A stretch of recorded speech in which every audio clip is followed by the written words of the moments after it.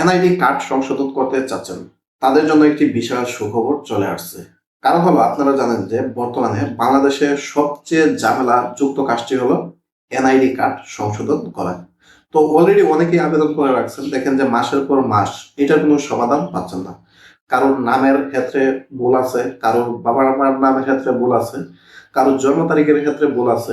মূলত এই জিনিসগুলো সংশোধন করার জন্যই কিন্তু এনআইডি কার্ড সংশোধনে আমরা গিয়ে থাকি।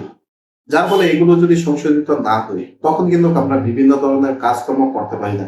যেমন অফিস আদালত, চাকরি বাকরি, ব্যবসা বাণিজ্য, জমি জমা, এই ধরনের একটা ঝামেলা কিন্তু লেগেই থাকে।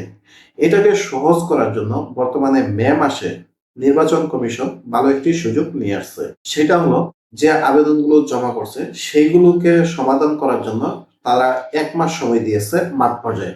যে এই মে মাস, এই একটি মাসের ভিতরে সকল ধরনের আবেদন নিষ্পত্তি করার জন্য তারা কঠোর নির্দেশ দেওয়া হয়েছে। অর্থাৎ যারা অলরেডি আবেদন করেছেন আর যাদের আবেদনগুলো সমাধান হচ্ছে না, তারা কিন্তু এই মে মাসের মধ্যে আপনাদের যে আবেদনগুলো সেগুলো কিন্তু সমাধান পেয়ে যাবেন। অর্থাৎ যাদেরটা সংশোধন হওয়ার কথা, কাগজপত্র যদি আপনার ঠিক থাকে, তাহলে আপনারটা সংশোধিত হয়ে যাবে। যদি কাগজপত্র সঠিকভাবে না জমা দিয়ে থাকেন, কম দিয়ে থাকেন, সেক্ষেত্রে কিন্তু আপনারটা ক্যান্সেল হতে পারে।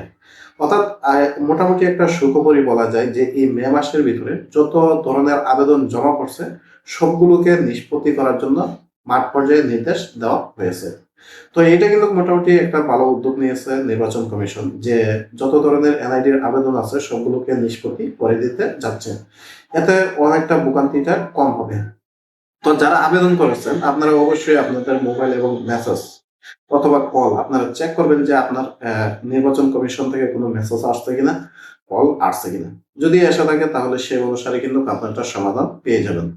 তো যারা অলরেডি আবেদন করছেন তারা এই ভিডিওটি আপনারা অবশ্যই শেয়ার করে দিবেন, যাতে প্রত্যেকে দেখতে পারে। যারা যারা এনআইডি কার্ড সংশোধনের জন্য আবেদন করেছেন, প্রত্যেকের যাতে এটার সমাধান হয়ে যায় সে বিষয়ে সবাই সজাগ থাকবেন। কারণ হলো, আপনার যদি এসএমএস করা হয়, আপনি যদি তা না দেখেন, না যদি সে অনুসারে ব্যবস্থা নিতে পারেন, তখন কিন্তু আপনার এনআইডিটা ঝুলে যাবে বা ক্যান্সেল হয়ে যাবে। তাই যেহেতু এই মাসটা সমাধান করার জন্য একটি মাসেই সুযোগ দিয়েছে, সেক্ষেত্রে আপনারা যেটা করবেন সবসময় সজাগ থাকবেন, মোবাইলটা চেক রাখবেন যে নির্বাচন কমিশন থেকে কোনো ধরনের বার্তা আসে কিনা। এই বিষয়ে আপনাদের যদি আরো কিছু জানা থাকে কমেন্টে জানাতে পারেন। ধন্যবাদ।